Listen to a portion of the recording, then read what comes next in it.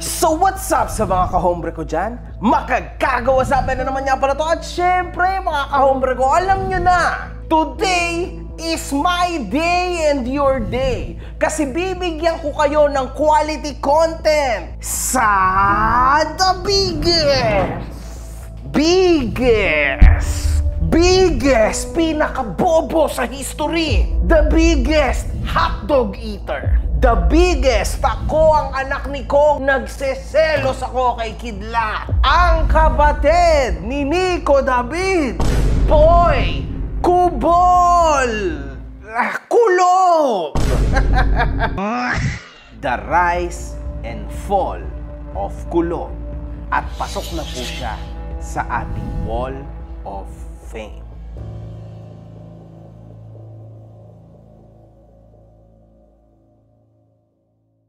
Hombre ko, follow nyo rin ako sa Facebook page ko. Si Zildjian James Parma, o mas kilalang Kulob, ay isang Filipino singer at songwriter at naging kilalang ex-member ng grupo ni Kong TV na Team Payaman way back 2022. Sa grand opening business ng Team Payaman called Big Royce ay makikita natin ang unang appearance ni Zildjian, kung saan ay nanggaling pa ito sa Albay. Nag-aabang sa labas at humihingi ng tulong sa Team Payaman upang maabot nito ang inaasam-asam niyang pangarap, which is ang maging content creator. Isinaad ni Zildjian na baka pwede raw itong masama sa content at bigyan ng opportunity na makapagtanghal sa harapan nila ng isang awitin. Nabigyan naman si Zildjian ng pagkakataon ng Team Payaman na ipakita ang kanyang talento at di umano'y nagustuhan nila to. At dito mga kahombre ko, mapapansin natin, gusto sana din talaga ni Kong ng bagong flavor sa kanyang grupo sa Team Payaman. Ang gusto niya is somebody na kakanta. Exactly tulad po ni Brooke sa One Piece. Kailangan mo ng isang kumakanta, okay, sa grupo mo. So that, you know, kompletos recados ang iyong grupo. Kaso lang mga kahombre ko, sa kasamaang palad, itong storya na to walang magandang ending. Sa kadahilan ng nagustuhan ng Team Payaman ang performance ni Zildjian, ay muling sinama ito ni Kong upang umawit muli bilang isang paalam kay Mamita dahil aalis na ito sa Team Payaman. Sa pag-alis ni Mamita ay nagkaroon ito ng bakante sa pwesto at ito ang naging chance ni Zildjian upang umupo bilang isang kapalit. At dito na matutupad ang pangarap ni Kong TV na magkaroon ng isang singer. Kasi magaling talagang kumanta si Zildjian. At syempre, pangarap ni Zildjian na sumikat, / maging content creator, / maging singer. Sa simulang pagpasok ni Zildjian sa Team Payaman, dahil sa talento nito, nakita nito ng potential ni Kong TV at tinulungan siyang umangat at nakapagtanghal po ito sa Wish Bus. Sa totoo lang mga kahombre ko, si Kong TV ay parang naging Raffy Tulfo. Kumbaga, bumilis. Kasi sana tatrabahuhin pa to ni Zildjian na bago pa siya makaangat doon, na makapasok sa Wish, dapat may napatunayan muna siya. Pero at least dito, nagkaroon ng shortcuts. And actually, mga kahombre ko, talagang may talento ang tao na ito. So, nakapagtanghal po ito sa Wish Bus, making his debut on his first single, Ligaw Tingin. Bakit itong kanta na to, mga kahombre ko? In fairness, nung panahon na yun, this was crazy, man. Kasi itong panahon na to, mga kahombre ko, like, lahat ng nahahawakan ni Kong ay nagiging gold. Naalala naman natin na even si Jawo Motovlog, alam naman natin na si Kong din na nagpasikat dyan. Even yung editor ni Kong TV na si Josh Pint, mga kahombre ko, makikita natin na talagang nabigyan siya ng kasikatan ni Kong TV, di ba? Ganun po yun. To the point na naisipan niya ng iwanan ng Team Payaman kasi gusto niya na mag-solo. Kasi may followers na siya. Yun nga lang mga boss, hindi niya alam at hindi siya nakapag-isip ng tama. Kasi kapag wala na si Kong, magko-collapse ka. Normal lang yon. Kasi tandaan mo, ang bagay na hindi mo naman talaga pinaghirapan ay hindi nagtatagal. There's no shortcuts in life, kahit in social media. Dito, nagsimulang makilala at sumabog si Kulob. Pero sa kasamaang palad ay hindi rin tumagal ang kasikatan nito. Eto na po yung matinding downfall nitong tao na ito. At now, he is the most hated guy sa internet. Kasama lang, he's just second kay Nico David. He's just number 2.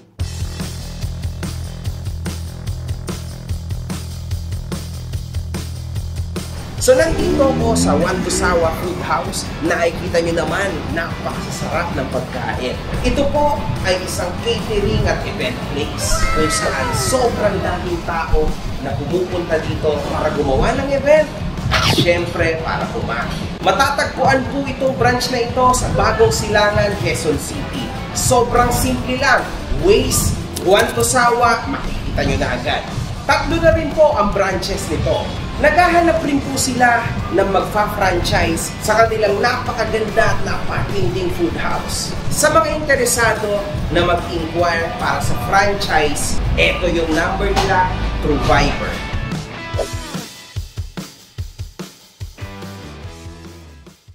Inihayag po ni Zildjian kay Kong na nagkakagusto siya sa kapatid ni V. Cortez na si Yves at nagkaroon na ng plano kung saan ay gagawan nila ng music video ang hit single ni Zildjian featuring ito si Yves. Ngunit dito magal, isinaad mismo ni Kong na cancel na raw ang paggawa nila ng music video, mga kahombre ko. Pero di ko alam kung ilalabas ko pa. Parang pangit na ilabas yung music video gano'n, tapos may jowa siya. Ang dating, mukhang scripted. Kaya mahirap ilabas. Di ko na oo ko, para kay na rin. Kaya siguro di ko ilalabas kasi para kay, para sa kanilang dalawa. Kasi parang naglolokohan na nun, di ba? Parang, noong time ko sila ginawa yun, alam ko, wala siyang jowa. Kaya ako duda kung ilalabas pa yun. So, Kong TV was a man sa part na to. Kasi ganun siya no? Hindi siya nanloloko ng partner or whatsoever. Dito, siguro, nag-isip-isip siya, teka, sa simula pa lang, nanloko na po itong tao na ito. What more in the future? Malay nyo, sa pagbuhat-buhat ni Kong TV sa tao na ito, mga kahombre ko, talagang sumabog. At talagang nagkatuluyan sila nitong si Yves. Mas matindi pong kasaklapan nito para kay Kong TV at even para kay V. Cortez. Imagine niyo to, kapatid ni V. Cortez yun. Di sana masisisi pa si Kong ng pamilya ni V. Bata pa itong mga ito, malay nyo, magkatuluyan talaga. Naging mag-partner, naging mag-love team sa social media. Alam niyo na kung ano ending ng mga ganyan, di ba? Tas may ganito palang ugali itong Zildjian. Delikado, mga kahombre ko, di ba? Si Zildjian ay nakilala rin sa Team Payaman sa kagustuhan ito sa pagkain ng hotdog. Pero dumating sa punto rin na inuubos ito mga hotdog.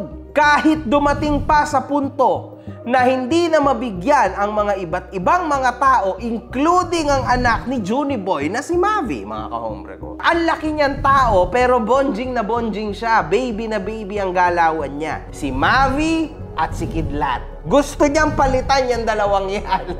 Dumating din sa punto na pagtapos kumain ni Zildjian ay nagagawa nitong hindi maghugas ng plato. Ayan yung pinakamasarap. Batukan na bata. Yung mga ganyang batugan. At siya ay nagsasayang din ng tubig. In a way na iniiwanan lang ito ni Zildjian na bukas magdama. Yung gripo, mga boss. Ito pa, malupit. Ang pag-alis ni Zildjian sa Team Payaman. Dumating sa punto na hindi na nakikita ni Zildjian sa mga videos ni Kong TV na kahit mismo mga netizens ay napapansin ito at hinahanap kung kailan muli nila itong makikita. Ngunit, sa isang YouTube channel ni Zildjian, nag-upload ito ng Q&A. Sa kasamaang palad, dito na po lumalabas ang tunay na ugali ni Zildjian. Nag-upload ito ng Q&A video at sinagot ang tanong na kung ano ba raw ang pinakadahilan bakit siya nawala sa Team Payaman. My God!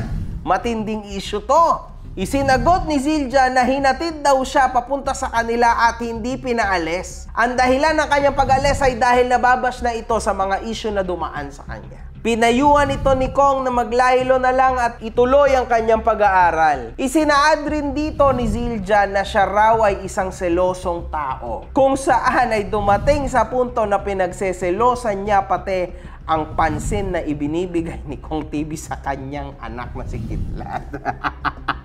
Ewan ko, man. This is creepy, man. Alam niyo yun. Meron po siyang sinabi sa recent interview niya kay Boss Toyo na lumalabas na sinadya niya ito kasi kailangan niya ng hype.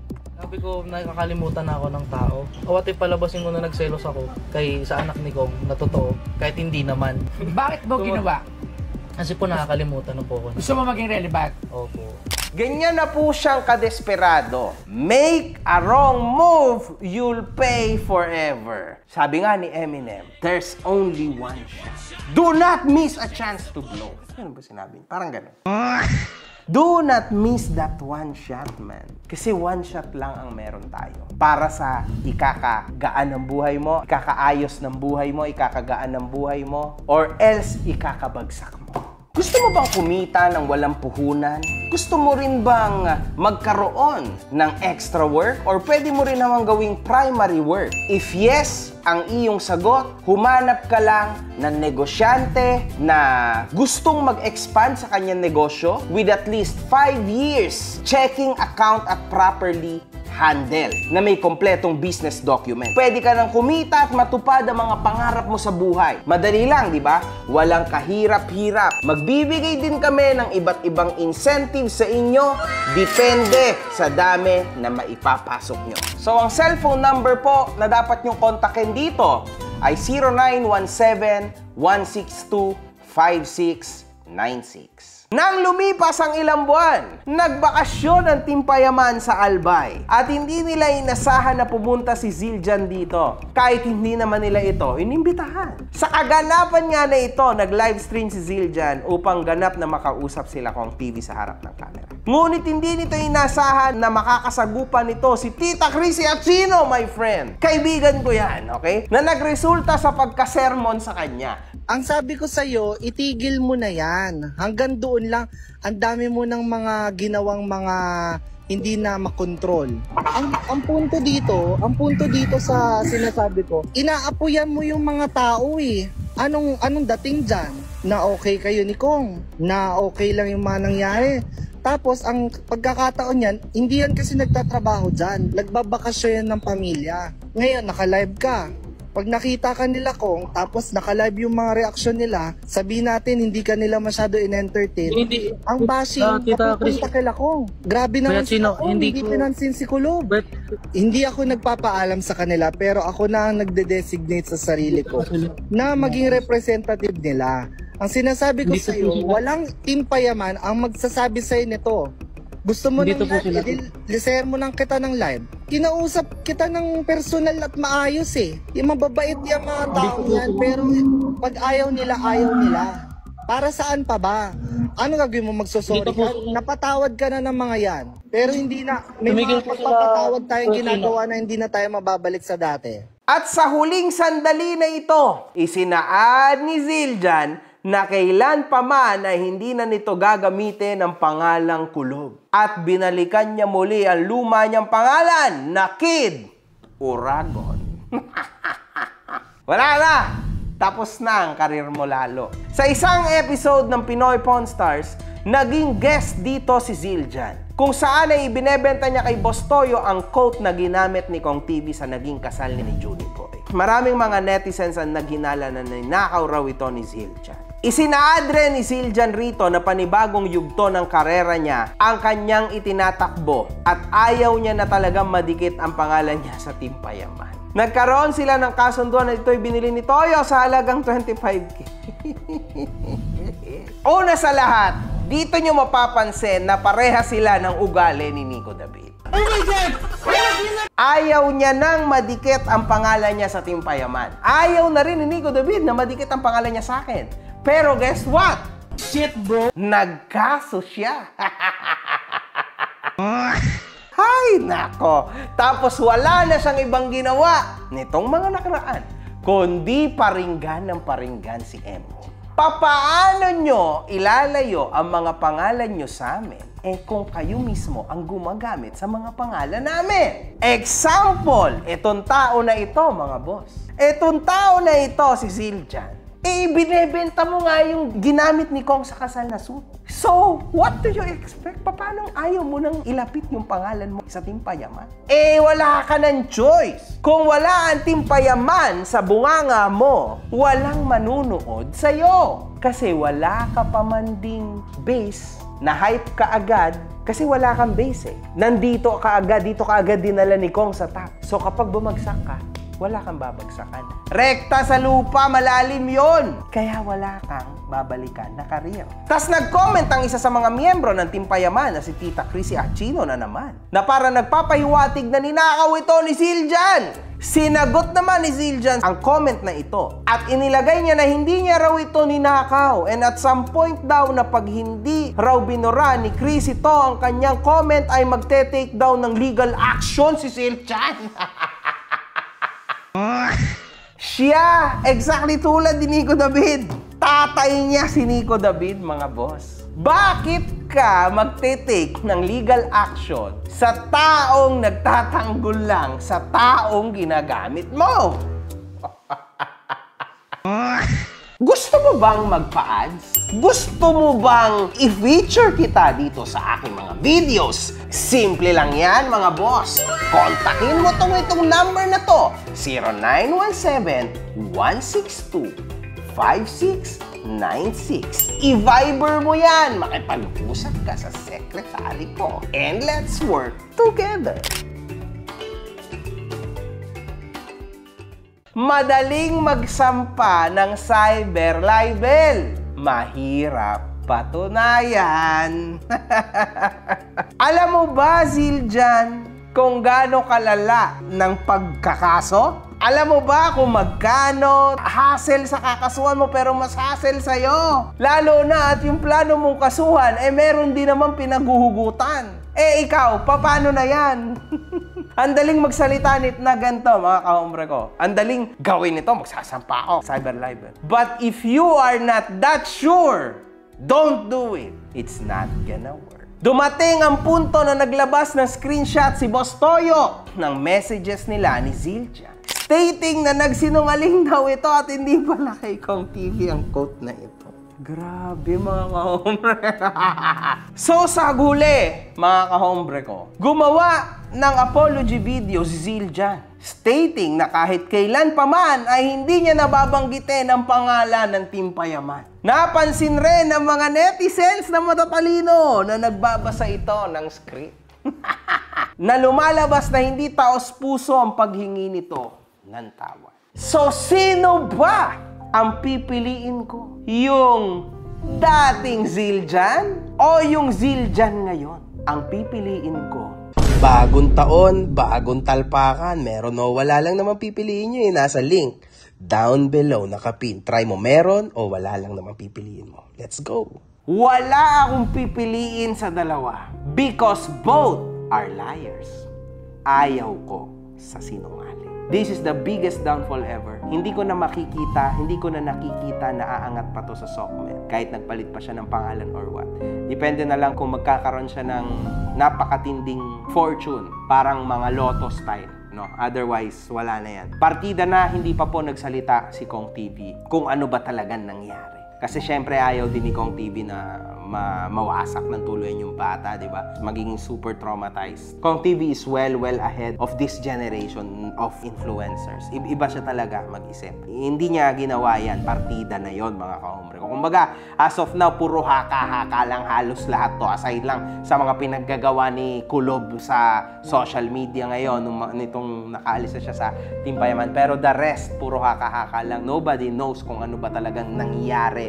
Ba't siya pinaalis ni Kong TV? Gets nyo? Kasi ang hirap din paniwalaan ng mga kwento ng batang ito. Kasi sobra niyang sinungaling. So ngayon, mga kahombre ko, wala talaga tayong pinipili. But I still hope the best for you, Zildjian. Sana makahanap ka ng karir mo sa pagiging singer mo. At least, no?